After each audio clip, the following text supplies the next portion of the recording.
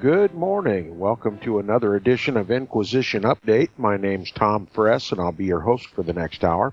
You're listening to FirstAmendmentRadio.com. Thanks for tuning in, everyone. And I'm sure you, as I, am anxious to resume our reading and discussion of the book Rome and Civil Liberty by James A. Wiley. Remember, yesterday, James A. Wiley related to us that England, after the papal aggression, had decided maybe it would be a good idea if we'd send a commission over to Ireland and find out just what's being taught in that Jesuit-run school at Maynooth. Now that we have long since endowed that school, and we've endowed that school to the tune of tens of thousands of dollars every year, and we've done it for so long that we've even taken it and placed that endowment into the general fund so no one can really even examine how much we've endowed that church in Maynooth, or that seminary and college in Maynooth. Maybe we should, go over there and find out what they're teaching. Kind of like the United States does. Gets the cart before the horse. It should have been investigated before it was ever endowed. England should have found out that being run by Jesuits, it was a school and seminary that was loyal to the papacy and was diametrically antagonistic to the Protestant government of England. And that school would serve as nothing but a refuge for popery and an aggressive effort to overthrow the British crown, that it would assist the papal aggression and overthrow of the Protestant government. But England decided that it would send a commission over across the English Channel to Ireland, to South Central Ireland, to investigate the Jesuit seminary and school in Ireland and find out what it was literally teaching. Was it complicit with the papal overthrow of the Protestant government of England? Or are all these charges false? The commission did exactly what it was commissioned to do. It investigated the school, but prior to my discussion about what that investigation entailed and what it revealed, James A. Wiley's plainly saying, we already have a commission of inquiry, and that commission of inquiry is all of history. The Jesuit school in Maynooth preaches popery, and there's no greater commission of inquiry into what popery is and what it was than history itself. Now, beginning in the second full paragraph, the last two paragraphs, on page 167, James A. Wiley says, there's no mistaking what popery has been and is. National treaties disregarded and trampled upon, covenants and oaths violated, opinion put down by the rack and the executioner, the fountains of knowledge and morality sealed up, monarchs dethroned, nations robbed of their liberty. Such are the blessings as history testifies, which the world owes to popery. Is there any other system on which the experience of mankind has been so ample and so uniform? In all ages and in every country, it is the same. When did popery preach loyalty to Protestant sovereigns, save by excommunication? When did it cherish freedom of conscience, save by the dungeon and the stake? When did it live in peace with Protestantism, unless when it found it necessary to circumvent by fraud that it might destroy by violence? Did it not solemnly assure John Huss of the validity of his safe conduct till it was ready to light the faggots around his naked limbs? Did it not swear eternal amity to the Protestants of France till the moment had come to strike the St. Bartholomew blow? For all my listeners, I want you to, if you don't know what the St. Bartholomew Massacre was, I implore you to go to Wikipedia or any other reliable, and some say Wikipedia isn't terribly reliable, but any reliable historical source and read about the St. Bartholomew's Day Massacre. And you may also research the trial and execution of John Huss, okay, a Protestant, a Bohemian, who was given or awarded or promised safe conduct to Rome to be tried, and then they sought to kill him. They violated the oath. So James A. Wiley is simply recounting history that you and I should know about. The reason he mentions these events is because that they are telling and revealing about the true nature of popery.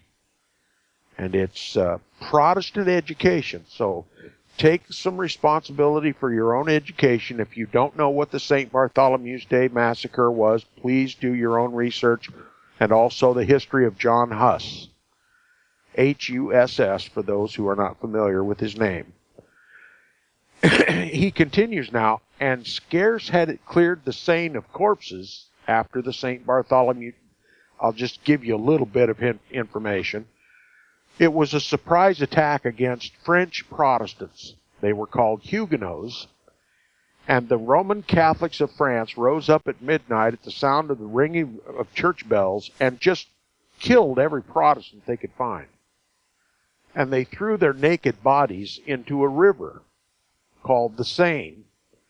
And he says, James A. Wiley says, after the St. Bartholomew's Day Massacre, he says, and scarce had it cleared the Seine of corpses, or cleansed the streets of Paris from Huguenot blood, till it recommenced the same course of combined perfidy and cruelty, making covenants and treaties with the Protestants, confirming them by the most awful oaths, and in 1 hour sweeping away treaties, covenants, oaths with all the hopes of the credulous Huguenots had built upon them by the revocation of the Edict of Nantes.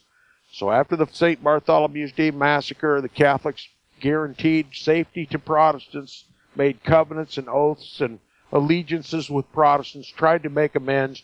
There was even the Edict of Nantes, which guaranteed French religious liberty. And then all of a sudden there was a revocation of that Edict of Nantes. Religious liberty was gone in an instant, and Rome rose up and killed Protestants again. So this is what history teaches about Rome. This is what history teaches about Protestantism. James A. Wiley's making a very valid point. We don't really need a commission to go investigate Maynooth. We know what Maynooth is all about because we know Roman Catholic history. We know the history of popery. And every Protestant around the world should know the history of popery. Every Roman Catholic around the world ought to know the history of popery. But it's because of the ignorance of that history from both Catholics and Protestants today that what is occurring in the United States and what occurred at the time of the writing of this book was able to commence and to complete the endowment, the Protestant endowment of a Jesuit seminary and college in Maynooth. Look at all of the Jesuit colleges in this country alone. 28 of them. 28 of the most prestigious colleges in this country are run by the Jesuits. And that's not to mention the lesser schools of education, the high schools. 300 in all in this country. We've not learned anything from history. Had we learned anything about popery in this country, anything about the history of popery, even the history that we're learning in just this book alone, there would never be allowed any Jesuit-run schools in America. But one of the first colleges ever built in this country was Georgetown University. It was built by the first Jesuit archbishop of this country, John Carroll. And it set the course for the whole nation. And that's why we see our government seemingly turning against its own people, a Protestant people. We didn't learn anything from English history. We didn't learn anything from French history. We didn't learn anything from the Bible with regard to the man of sin, the son of perdition. Why? Because we've been told the man of sin is some future individual that hasn't even come yet. And here he's been with us all the time. Almost throughout the entire Christian era. You can't get more deluded than we are here in the United States of America. Now, we might well sit back and look at the example of England here and say they must have been drunk. But what England did isn't even a drop in the bucket to the drunkenness that we've displayed here in the United States of America. The Protestants have had to learn the lesson over and over and over and over and over again, and there doesn't seem to be any end to it. Well, I think there ought to be an end to it. And it may not come before Christ himself returns, but there ought to be an end to it. Now, we're talking about the destruction of the Protestants of France, the Huguenots, at the revocation of the Edict of Nantes. And he says, really, one knows not whether to be more indignant, that is, angry, for those who love to say, well, Tom sounds so angry all the time. Listen to what James A. Wiley says. Really, one knows not whether to be more indignant at the treachery of Romanists or more astonished at the simplicity of Protestants. Simplicity was a mild term to describe the ignorance, the stupidity, both the ignorance and the stupidity of Protestants.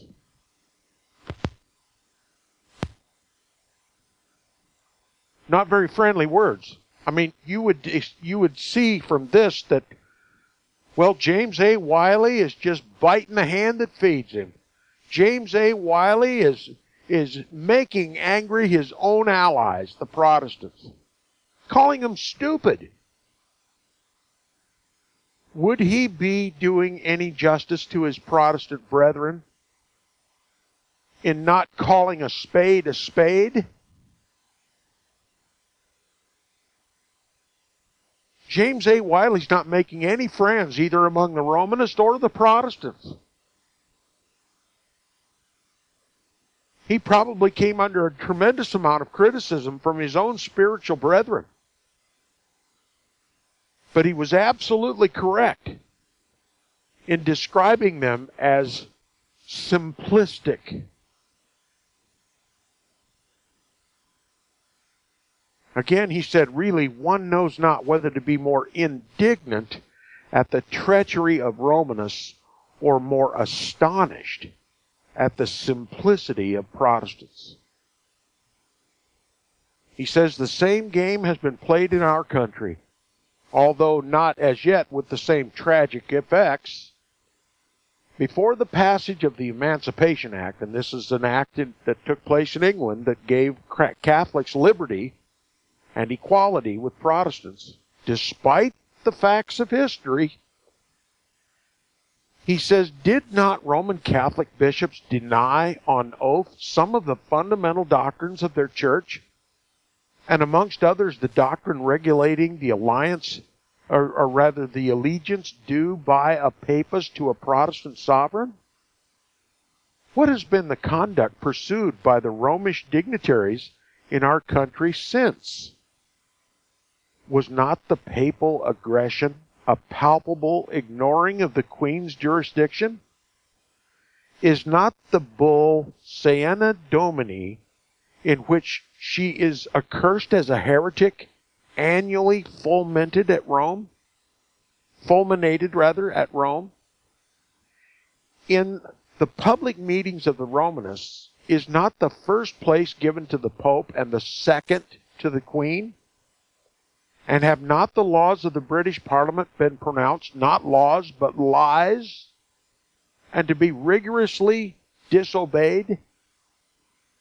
And yet, disregarding the inevitable conclusions from all these acts, and shutting his eyes, too, to the teachings of an experience extending over 10 centuries, Lord Aberdeen came forward demanding a commission of inquiry into the principles and tendencies of popery at Maynooth. As well might have he appointed a commission to inquire whether there is light at noonday or darkness at night, whether ice exists at the poles, whether heat liquefies or congeals bodies, whether stones fly upwards or fall to the ground. Our experience on these points is scarce more uniform and decisive than it is on the point which Lord Aberdeen's commission was empowered to try.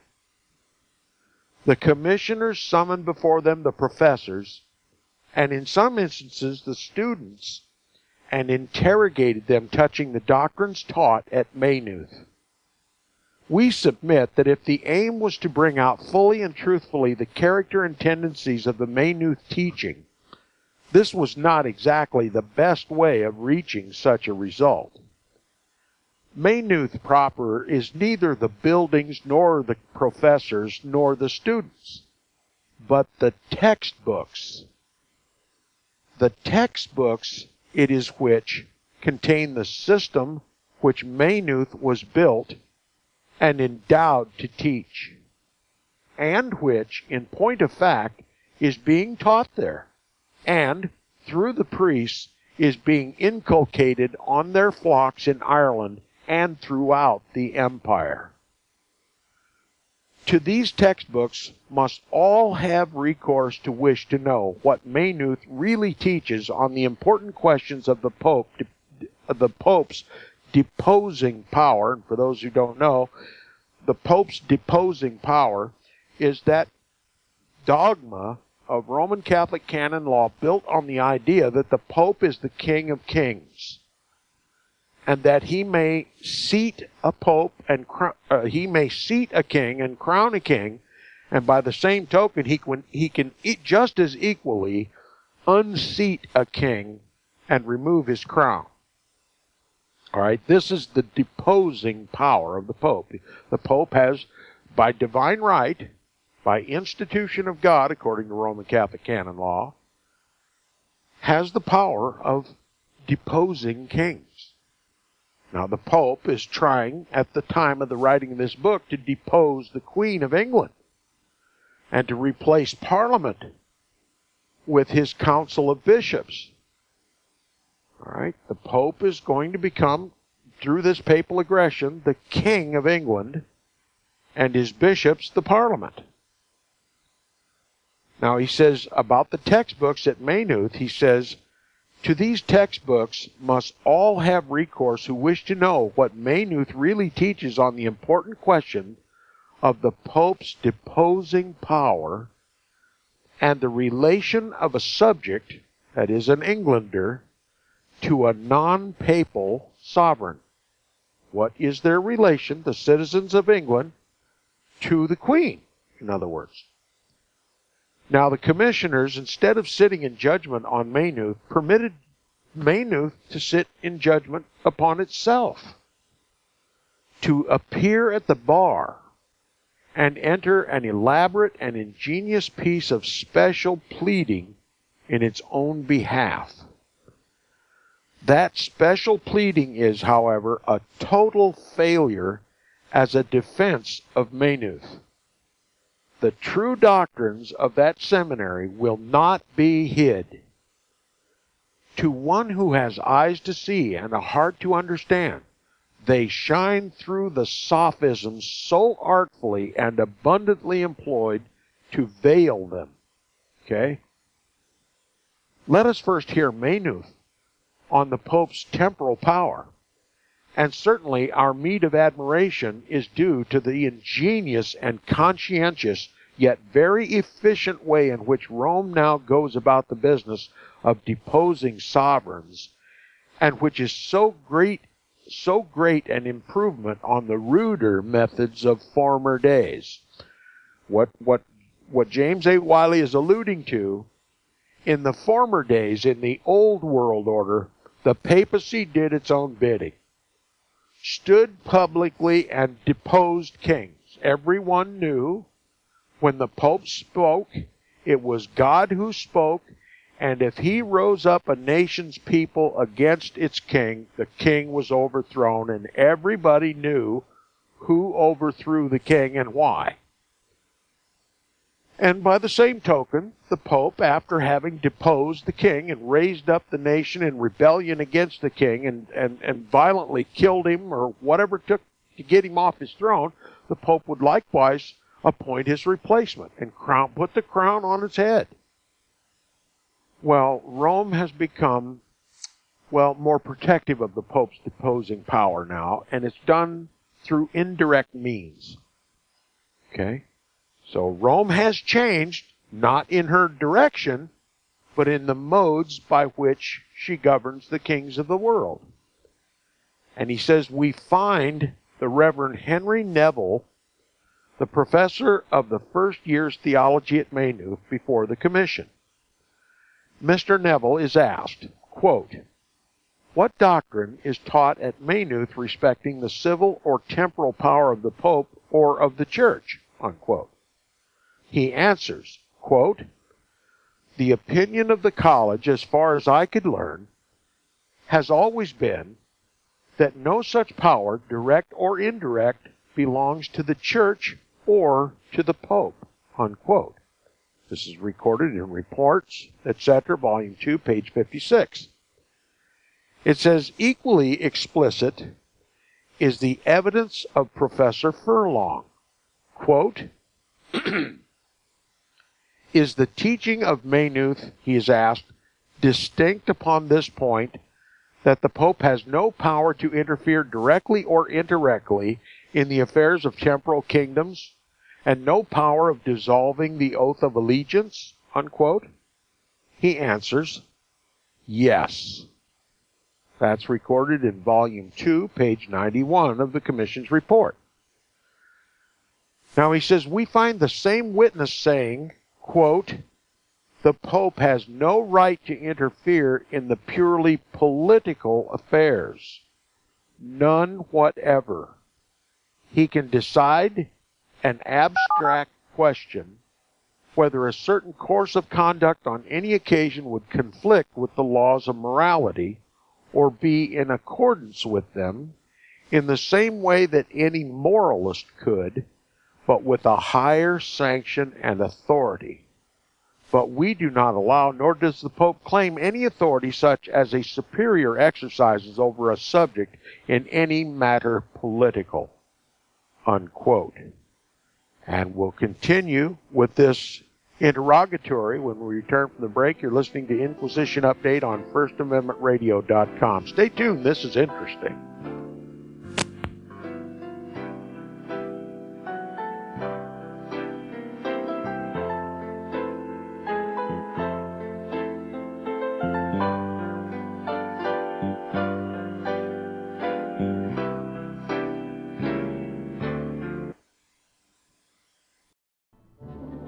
The book of Revelation says, "The spirit of prophecy is the testimony of Jesus Christ." This is at the very heart of FirstAmendmentRadio.com. In that spirit, we have created the Prophecy Reality News app for all of your mobile devices, streaming First Amendment Radio 24 hours a day, 7 days a week. Available for your Apple, Android device, and smartphone, absolutely free. Get the Prophecy Reality News app installed today, so you can listen to First Amendment Radio wherever you are. The Prophecy Reality News app. Get it now. Visit crosstheborder.org, CROSS, crosstheborder.org, to get your print, EPUB, or PDF version of the book, The Rapture Will Be Canceled. That's crosstheborder.org. I know you all want answers, and believe me, so do I, and I'll do my best to get them. Despite Nicolas Cage's promise to do his best to get left behind rapture answers for us, don't hold your breath. Not everyone believes Left Behind is true prophecy. Some may even regard as conspiratorial the mainstream re-release of the Left Behind movie, with actor Nicolas Cage portraying the main character, as an attempt to further reinforce in the minds of all this perception of false prophecy, in order to condition the masses for the play about to begin. If you want true Bible prophecy answers, get the book, The Rapture Will Be Canceled.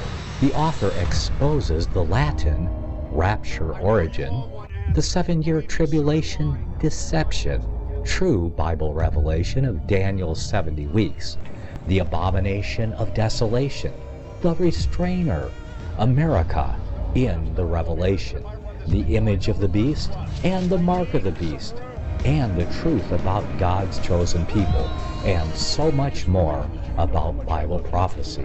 This book will shatter the left behind paradigm of future events. Get the book, The Rapture Will Be Canceled. Visit crosstheborder.org, CROSS, crosstheborder.org, to get your print, EPUB, or PDF version of the book, The Rapture Will Be Canceled. That's crosstheborder.org.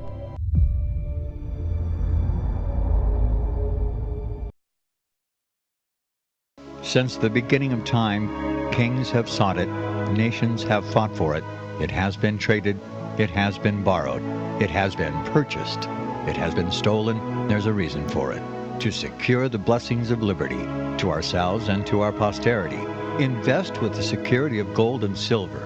Call Discount Gold and Silver Trading at 1-800-375-4188 or visit discountgoldandsilvertrading.net. Listen to Financial Survival with your host Melody Cedarstrom right here on FirstAmendmentRadio.com at 4 p.m. Eastern or 1 p.m. Pacific Time.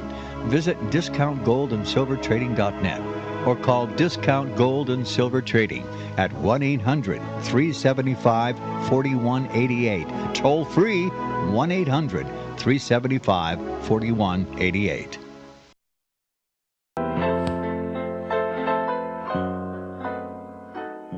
Welcome back from the break. You're listening to the second half hour of Inquisition Update on First Amendment Radio. If you'd like to support Inquisition Update and keep this program on the air, please support First Amendment Radio, who sponsors it.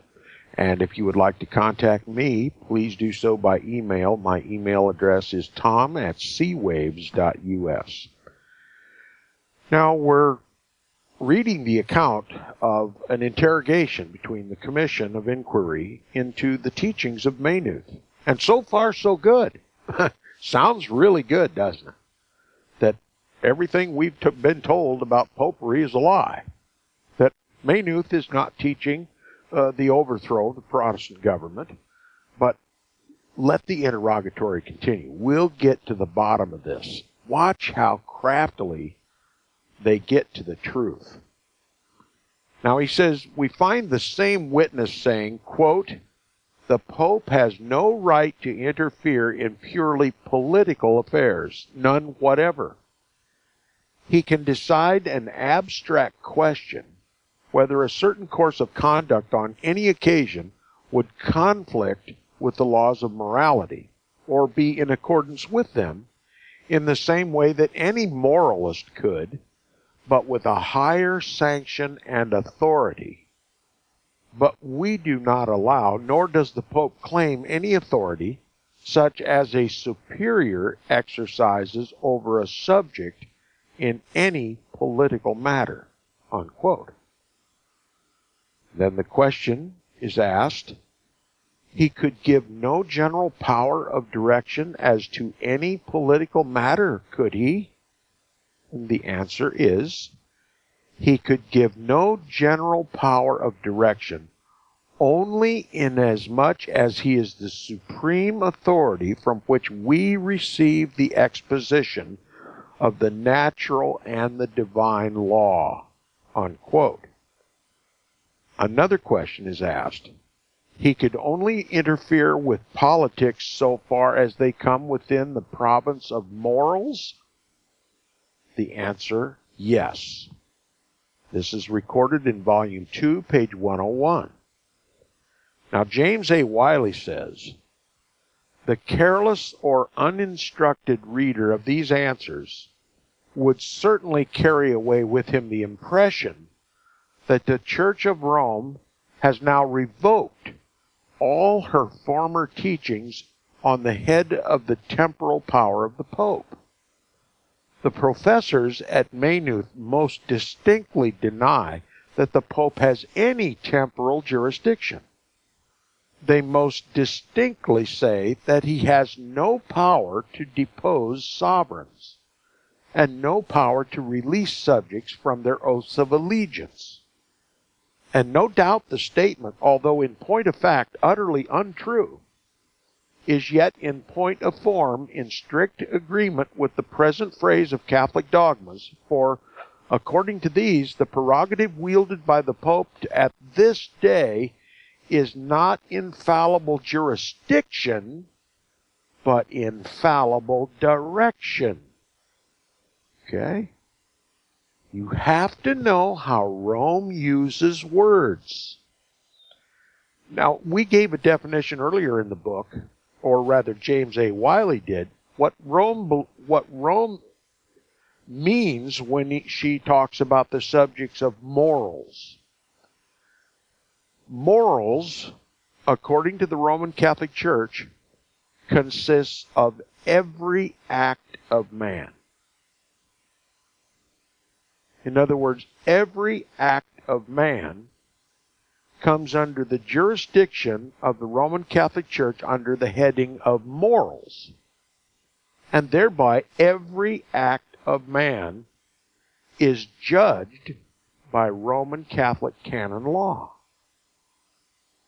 And by extension, every act of every man comes under judgment by Roman Catholic canon law. You see how clever Rome is? Now, these questions were posed in such a way as to leave an out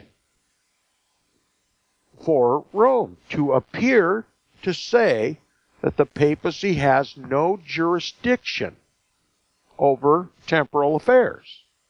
But we know Roman Catholic canon law teaches otherwise. And to make a clever distinction, that they use jurisdiction versus direction. Okay?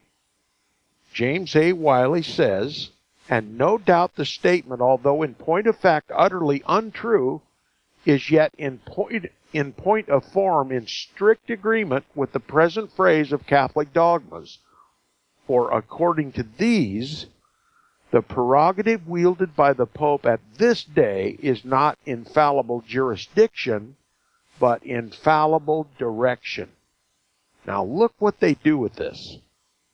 He says, Her Majesty's commissioners, not knowing this distinction, were completely misled and deluded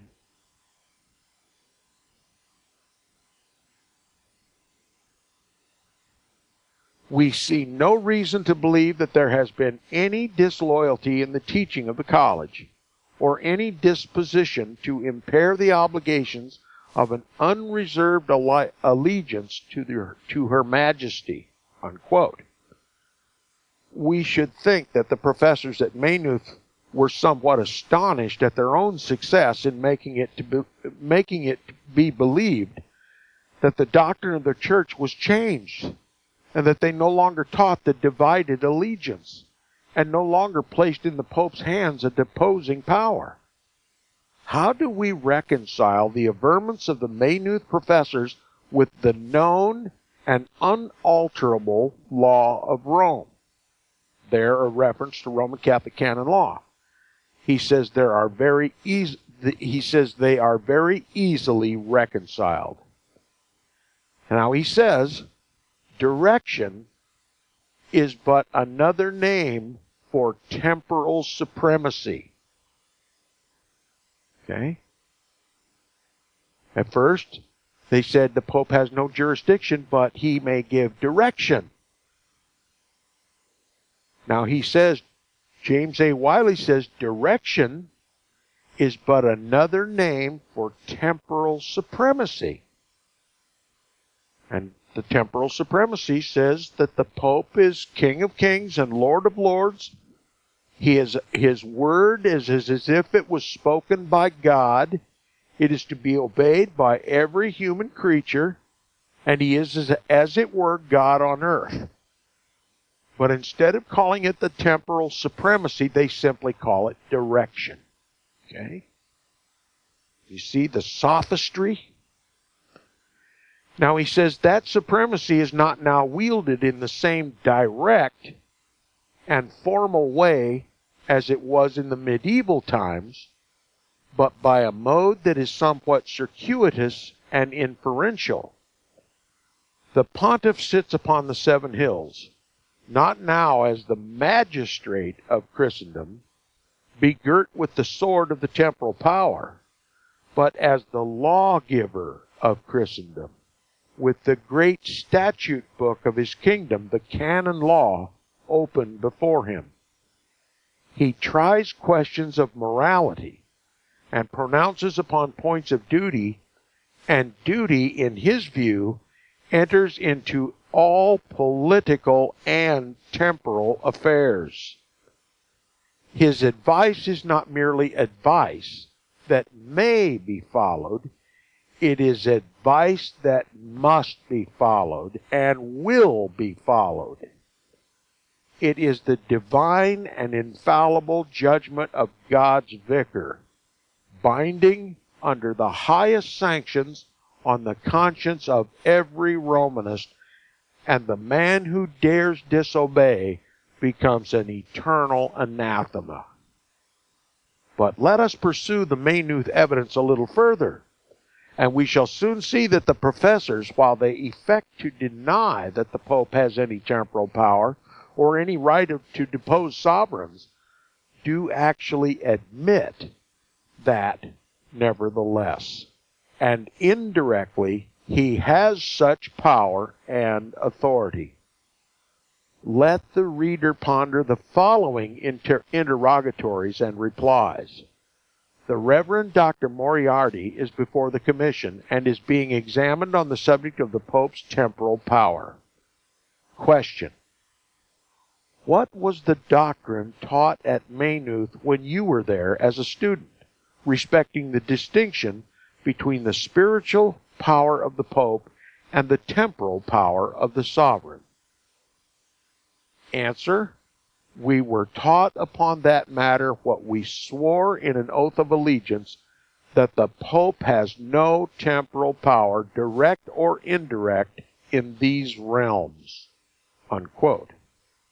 Now, James A. Wiley says, this seems very plain. It would appear an out-and-out denial of all power, direct or indirect, for temporal effects in the Pope, and would seem to place him on the same level as regards temporal jurisdiction with any Protestant minister in the world. But the examination continues. Listen carefully. Question: can he enforce a temporal matter by spiritual sanction in foreign countries? Answer: he cannot enforce a temporal matter as such. Okay? Listen carefully. he cannot enforce a temporal matter as such, but he can enforce by spiritual sanction the obligations of conscience which regard or affect temporal matters. Unquote. Would you like me to read that again? This is very, very educational. This is very, very instructive. The question is asked of this person, can the Pope enforce a temporal matter by spiritual sanction in foreign countries? Answer: he cannot enforce a temporal matter as such, in other words, calling it a temporal matter, but he can enforce by spiritual sanction the obligations of conscience, which regard or effect temporal matters. Unquote. Now it says, to this answer, Dr. Moriarty appends an explanation to the effect that he views power as subjective and not objective, and he illustrates his meaning by saying, quote, when as confessor, I direct the restitution of stolen property, or the rescinding of an unlawful contract, the object as a temporal matter, but the power is purely spiritual, unquote. He might have added with equal truth, when the Pope, as the vicar of Christ, directs the deposition of a sovereign or the rescinding of a subject's allegiance, the object is a temporal matter, but the power is purely spiritual. This is confirmed by the interrogatory and reply that immediately follows. Listen carefully. Question: would the Pope have a directing authority with regard to the exercise of temporal rights or temporal privileges?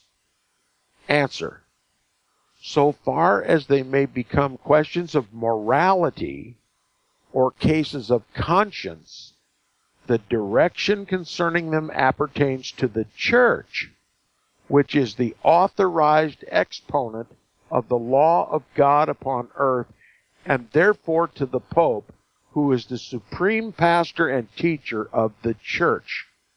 Unquote. This is recorded in Volume 2, page 128. Quote, the question whether or not, according to the principles of the English Constitution, a case may arrive in which a subject, there being a violation of the correlative duties of the sovereign and the subjects, may rebel, is a question not of law, but either of constitutional propriety or general prudence. Are not both these matters entirely a temporal nature? Answer: they are temporal matters. Unquote.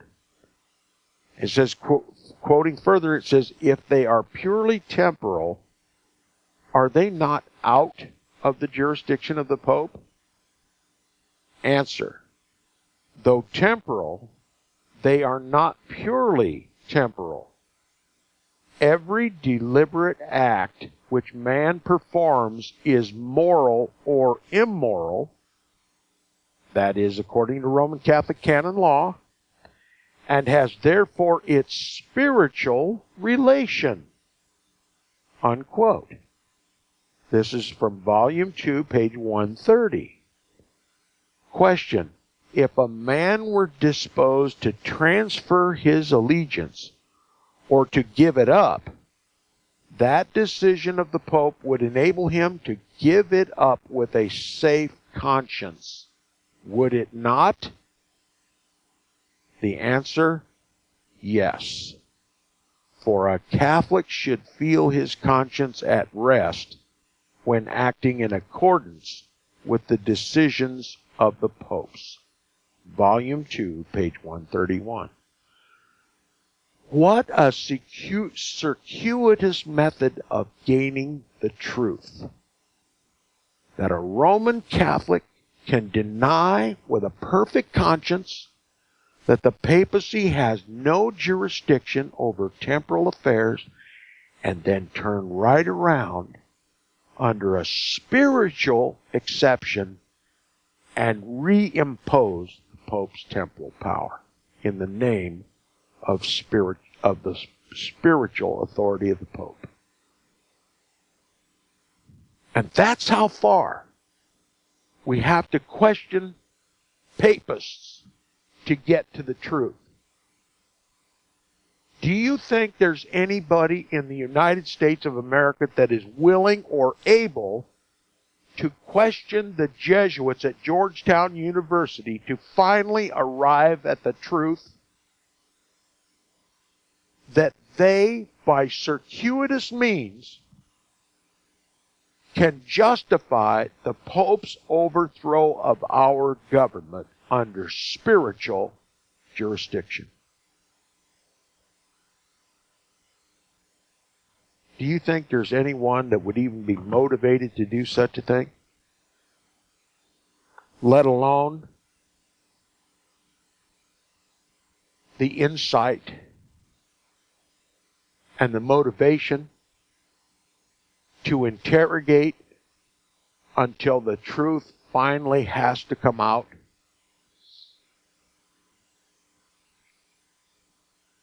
At least this commission should be applauded for continuing the interrogations this far. That we can credit this commission. But James A. Wiley says, so at last the truth comes out, and very clearly too. The Pope has no direct temporal authority. He has no indirect temporal authority, but he has a spiritual power which he exercises over temporal matters for temporal effects. He has the power of direction in all matters in which duty is involved, and in what matter is duty not involved. This direction is authoritative and infallible. To the Romanist, it is the command of God.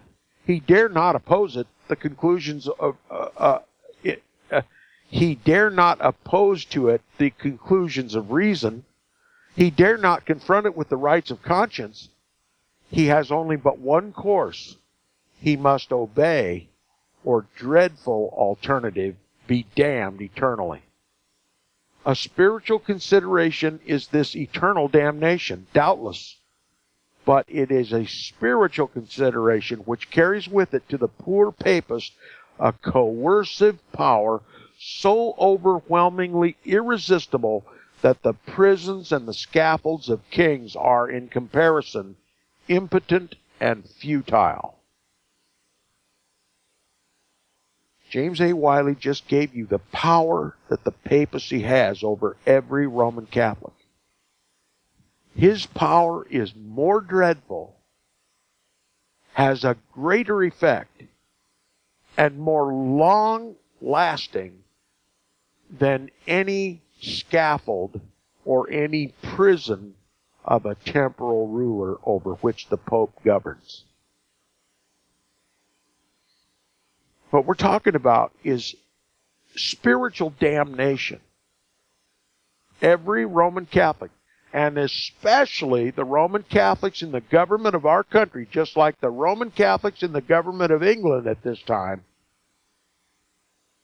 they feared the Pope more than any temporal king or any number of temporal kings.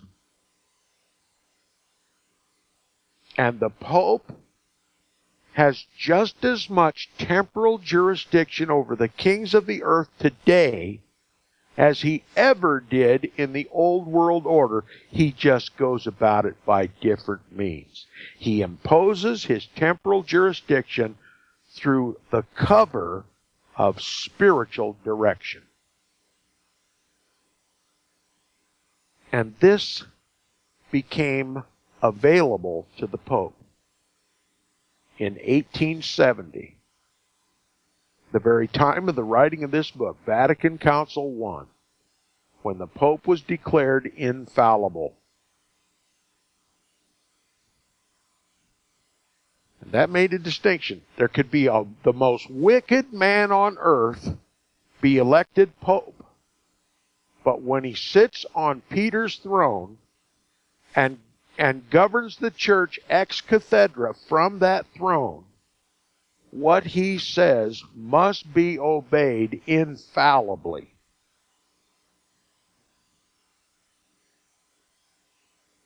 And a spiritual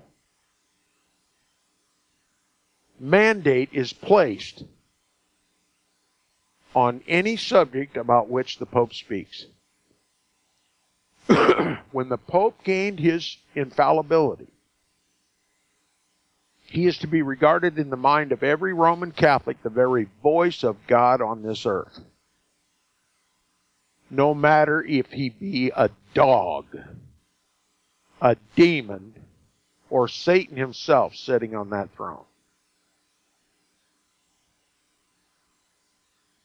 That's the power the Pope wields over his Catholics.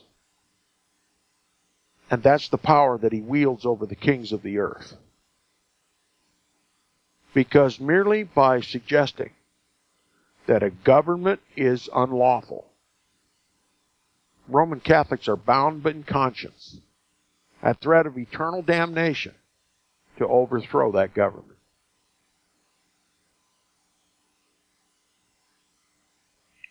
The Pope's spiritual decrees have temporal, very real temporal effects. And those decrees may be even given in the form of a directive or an opinion. Let me give you just one example. It is said that President Bill Clinton, Jesuit-trained President Bill Clinton, ordered the assassination of Bill, his name escapes me at the moment.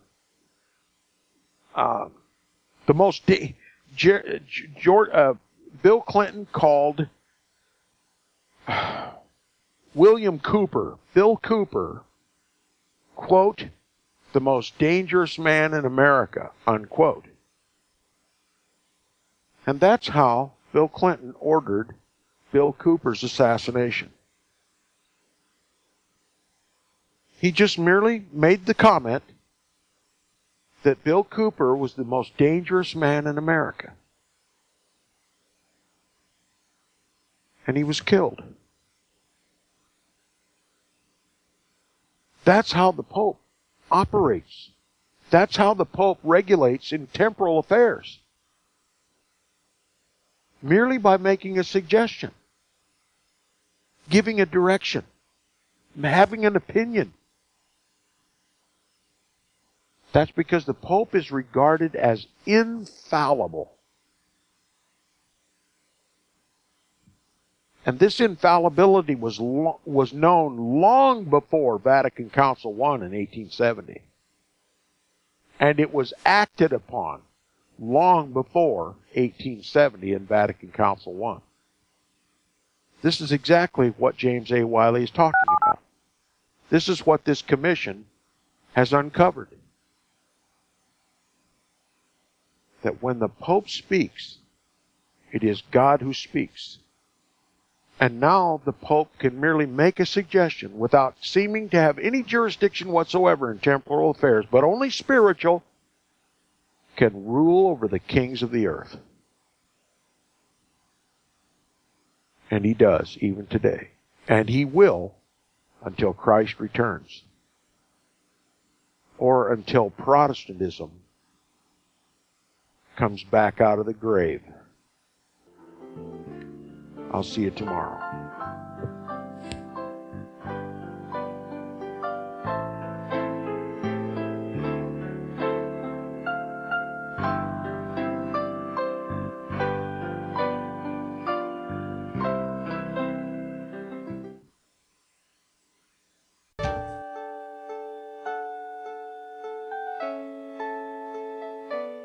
The program you are listening to is 100% sponsored by you, the listener, on this First Amendment Rights Media channel. You will notice that there are few commercials on this radio network. There's a good reason for that. Corporate advertising dollars come with strings that limit program content. So without your help, these programs cannot continue on internet or our several affiliates. If you benefit by the educational law programs, we ask you to give. If you are admonished or nurtured by the Bible and ministry programs, we ask you to give. If some voice a cause that you are passionate about, we ask you to give. If you believe in any of these, we ask you to support them as you would a missionary on a continual basis, as if giving a tithe for missionary radio. These programs are not commercially viable and must be supported by those faithful to the cause of truth. Look for the button to sponsor your favorite programs at our listen and schedule pages on the internet. Then, when you subscribe, we will send you the last quarterly MP3 CD of that program immediately, and continue to do so with each new quarter. We will also give you unlimited archive access to all of our programs. We're asking you to give much less than a tithe, so that you may also send support directly to a particular program host, cause, and anywhere else the Spirit may lead you. Do all to the glory of our God and Creator, for His holy nation, the only kingdom that will last forever. Thank you for listening.